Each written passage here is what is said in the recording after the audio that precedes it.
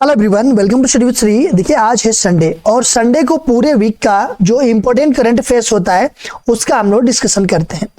तो डिस्कशन करने से पहले आप लोगों से एक रिक्वेस्ट है कि वीडियो को अधिक से अधिक शेयर कीजिए अपने दोस्तों में। वीडियो को पूरा देखिए और जो लोग चैनल पे नए हैं वो चैनल को सब्सक्राइब कर बेल आइकन को प्रेस कर लें। तो स्टार्ट करते हैं। हाल ही में किस देश ने पीएम मोदी को सर्वोच्च नागरिक सम्मान से सम्मानित किया? Sri Lanka, Malaysia, Kenya, Nigeria. प्रधानमंत्री मोदी जी को अभी हाल ही में सर्वोच्च नागरिक सम्मान मिला है। कौन सा देश इनको सम्मान दिया है? तो वो दिया है नाइजीरिया। डी ऑप्शन सही है। पीएम मोदी को हाल ही में नाइजीरिया की सरकार ने देश के सर्वोच्च नागरिक सम्मान से सम्मानित किया है। उन्हें प्रतिष्ठित grand commander of the order of the niger प्रदान किया गया है। प्रधानमंत्री मोदी महारानी एलिजाबेथ द्वितीय के बाद यह सम्मान पाने वाले दूसरे गणमान्य व्यक्ति हैं। हाल ही में किस देश ने ग्लोबल एनर्जी एफिशिएंसी अलायंस को लॉन्च किया है?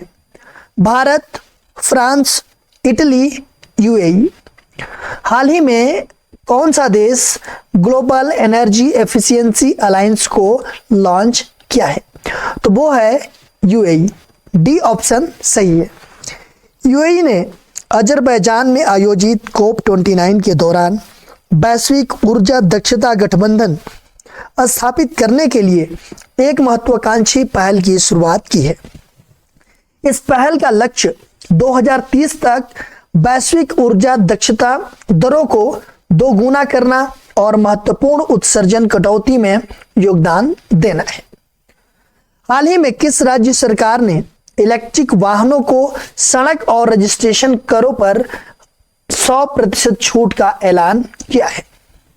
उत्तर प्रदेश, तेलंगाना, तमिलनाडु, केरल। हाल ही में कौन सा वो राज्य सरकार है जो इलेक्ट्रिकल वाहन है उस पर सड़क और रजिस्ट्रेशन करों पर 100% छूट का ऐलान किया है? तो वो है तेलंगाना। बी ऑप्शन सही है। सड़क कर नीति के संबंध में एक बड़ा फैसला लेते हुए तेलंगाना सरकार ने राज्य में इलेक्ट्रिक वाहनों को सड़क और रजिस्ट्रेशन करों पर 100% छूट देने का ऐलान किया है। इस फैसले के तहत तेलंगाना में खरीदा और पंजीकृत कोई भी इलेक्ट्रिक व्हीकल 31 दिसंबर 2026 तक कर छूट का लाभ उठाने के लिए पात्र होगा। हाल ही में खबरों में रही नुगु वाइल्ड लाइफ सेंचुरी किस राज्य में स्थित है? कर्नाटक, तेलंगाना, तमिलनाडु, केरल। हाल ही में खबरों में रही नुगु वाइल्ड लाइफ सेंचुरी ये किस राज्य में स्थित है? तो ये है कर्नाटक राज्य में स्थित। ए ऑप्शन सही है।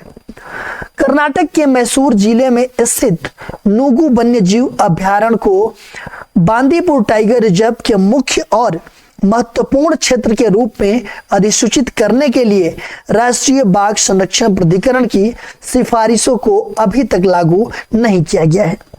यह बांदीपुर राष्ट्रीय उद्यान के उत्तर में स्थित है। हाल ही में किस राज्य के तटीय गांवों को यूनेस्को द्वारा सुनामी रेडी के रूप में मान्यता दी गई है? केरल, तमिलनाडु, उड़ीसा, आंध्र प्रदेश। हाल ही में किस राज्य के तटीय गांवों को यूनेस्को द्वारा सुनामी रेडी के रूप में मान्यता दी गई है? तो वो है आपका उड़ीसा। सी ऑप्शन सही है। हाल ही में उड़ीसा के 24 तटीय गांवों को यूनेस्को के अंतर सरकारी महासागरीय आयोग द्वारा सुनामी के लिए तैयार के रूप में मान्यता दी गई है। यह यूनेस्को के इंटर गवर्नमेंटल ओशनोग्राफिक कमीशन द्वारा शुरू की गई एक अंतर्राष्ट्रीय समुदाय आधारित मान्यता कार्यक्रम है। इसका उद्देश्य जागरूकता और रणनीतियों के माध्यम से लोगों की मदद करना है। Global alliance against hunger and poverty हाल ही में किस सम्मेलन के दौरान जारी किया गया? G7, G20, BRICS, SCO। Global alliance against hunger and poverty हाल ही में किस सम्मेलन के दौरान ये जारी किया गया? तो ये जारी किया गया G20 के समय।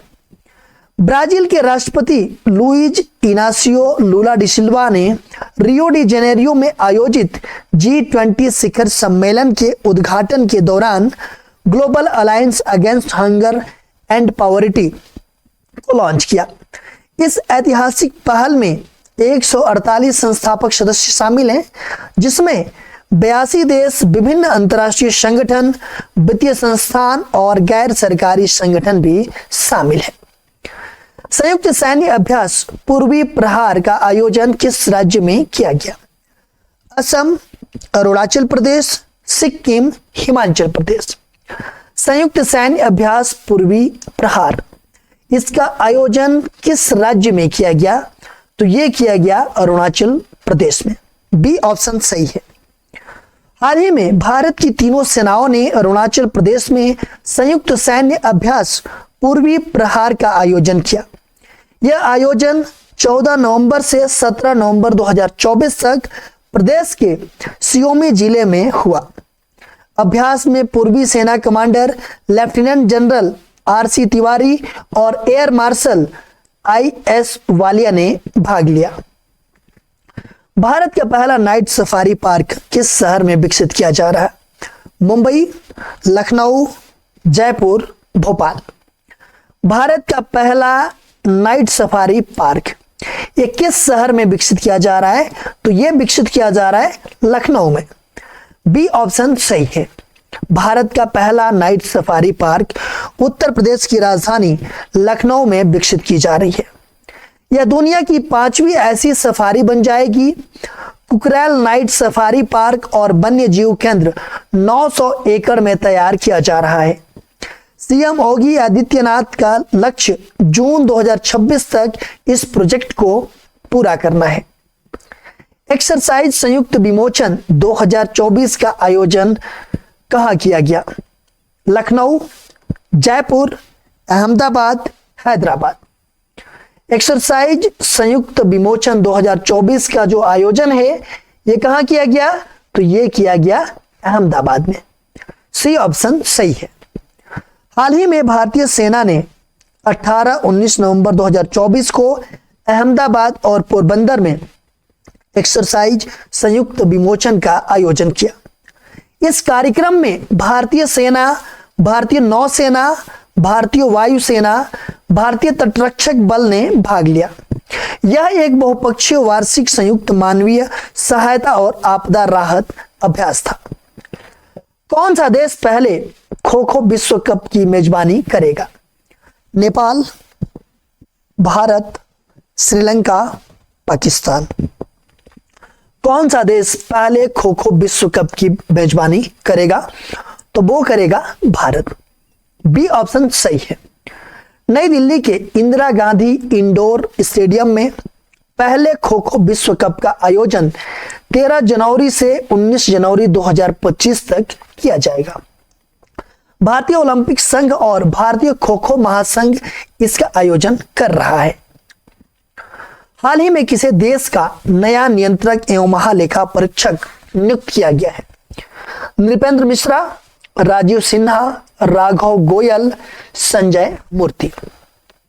हाल ही में किसे देश का नया नियंत्रक एवं महालेखा परीक्षक नियुक्त किया गया है? तो यह किया गया है संजय मूर्ति जी को। डी ऑप्शन सही है। केंद्र सरकार ने हाल ही में IAS के संजय मूर्ति को गिरीश चंद्र मुर्मू की जगह नया नियंत्रक एवं महालेखा परीक्षक नियुक्त किया गया। मुर्मू पहले जम्मू और कश्मीर के नए केंद्र शासित प्रदेश के गठन के बाद जम्मू और कश्मीर के पहले उपराज्यपाल थे। वर्तमान में मूर्ति शिक्षा मंत्रालय में उच्च शिक्षा विभाग के सचिव के रूप में कार्यरत है। भारत का 56वां टाइगर रिजर्व कौन सा है? Kaziranga tiger reserve, Guru Ghasidas Tamor Pingla tiger reserve, Bandhavgarh tiger reserve, Ranthambore tiger reserve. Bharat का 56वां टाइगर रिजर्व कौन सा है? तो यह है गुरु घासीदास तमोर पिंगला टाइगर रिजर्व। ये बी ऑप्शन सही है। छत्तीसगढ़ के गुरु घासीदास तमोर पिंगला टाइगर रिजर्व को देश के 56वें टाइगर रिजर्व के रूप में अधिसूचित किया गया है। केंद्रीय पर्यावरण एवं वन एवं जलवायु परिवर्तन मंत्रालय केंद्रीय पर्यावरण वन एवं जलवायु परिवर्तन मंत्री भूपेंद्र यादव ने इसकी जानकारी दी।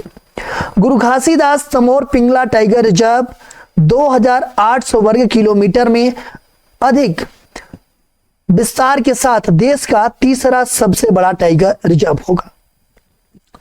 शिकायत निवारण मूल्यांकन और सूचकांक को शुरू करने की सिफारिश किस समिति ने की थी? नीति आयोग, प्रधानमंत्री आर्थिक सलाहकार परिषद, संसदीय अस्थायी समिति, चुनाव आयोग। शिकायत निवारण मूल्यांकन और सूचकांक को शुरू करने की सिफारिश किस समिति ने की थी? तो संसदीय अस्थायी समिति ने की थी। सी ऑप्शन सही है। हाल ही में केंद्रीय राज्य मंत्री स्वतंत्र प्रभार विज्ञान और प्रौद्योगिकी ने शिकायत निवारण मूल्यांकन और सूचकांक 2023 लॉन्च किया है। इसे भारत सरकार के प्रशासनिक सुधार और लोक शिकायत विभाग द्वारा अवधारणा और डिजाइन किया गया था, जिसे कार्मिक लोक शिकायत और पेंशन मंत्रालय की संसदीय अस्थायी समिति को सिफारिश पर लॉन्च किया गया था।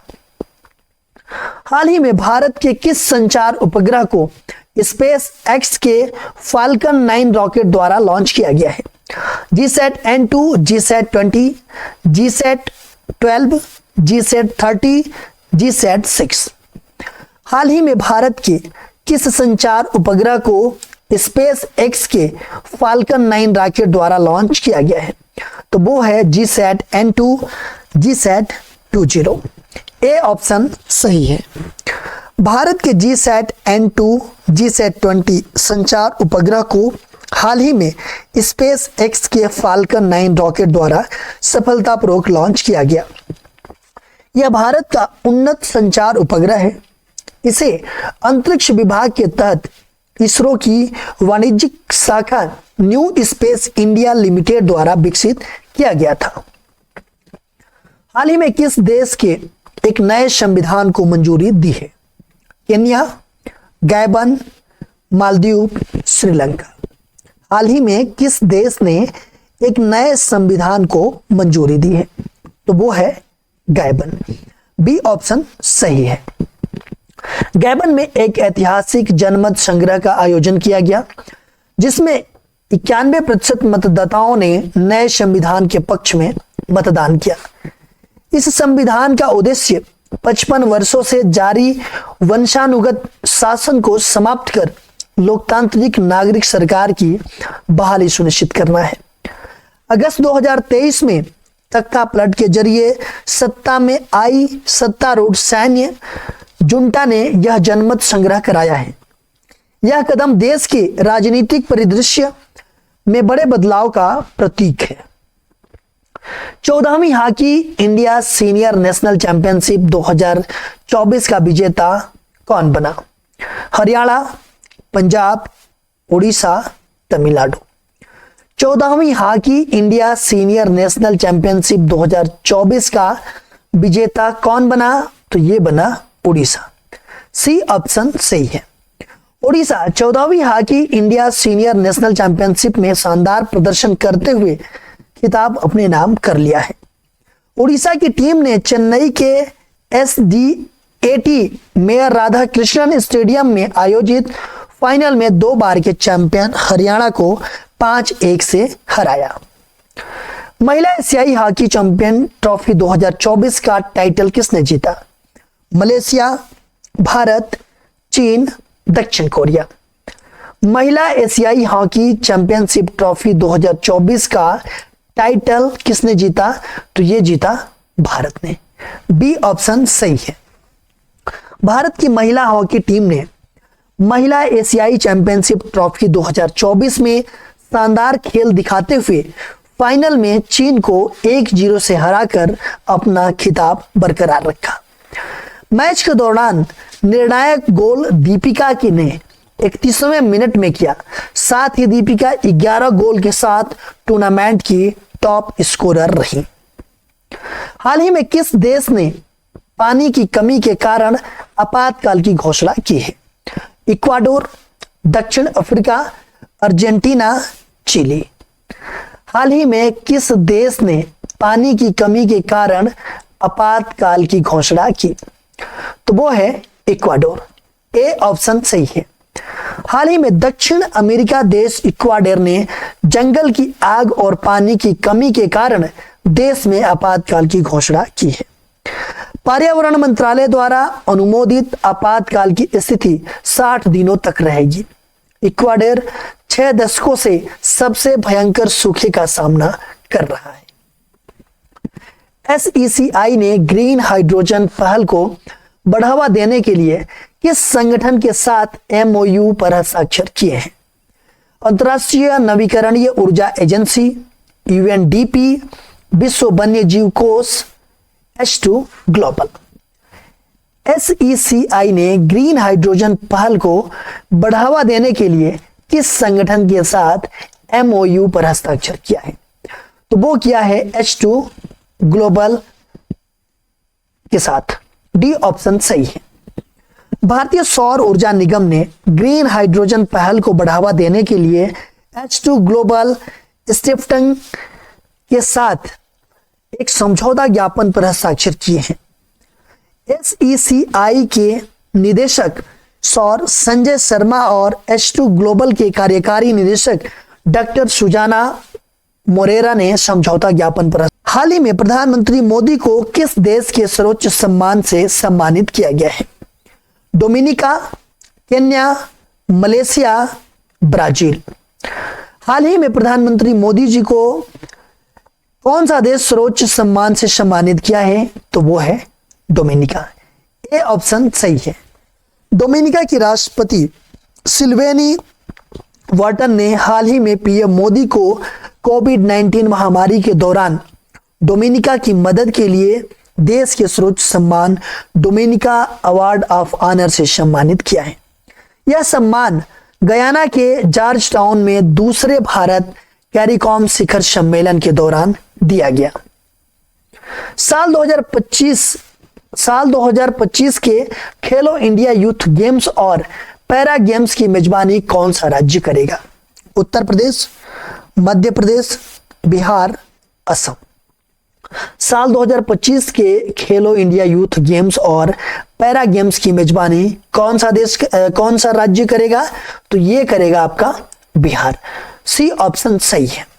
साल 2025 के प्रतिष्ठित खेलो इंडिया यूथ गेम्स और खेलो इंडिया पैरा गेम्स की मेजबानी बिहार राज्य करने जा रहा है। इस पहल से बिहार में खेलों को बढ़ावा मिलेगा।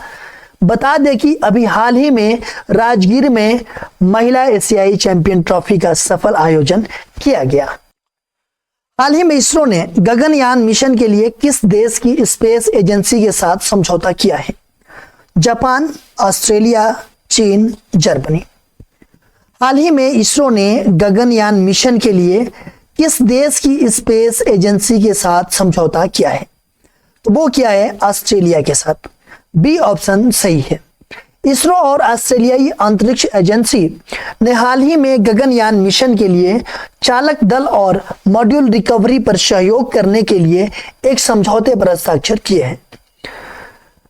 IA पर मानव अंतरिक्ष उड़ान केंद्र के निदेशक DK सिंह और अंतरिक्ष क्षमता शाखा के महाप्रबंधक जारोड पावेल ने हस्ताक्षर किए हैं। कौन सा देश ICA वैश्विक सहकारी सम्मेलन की मेजबानी करेगा? जापान, ऑस्ट्रेलिया, चीन, जर्मनी।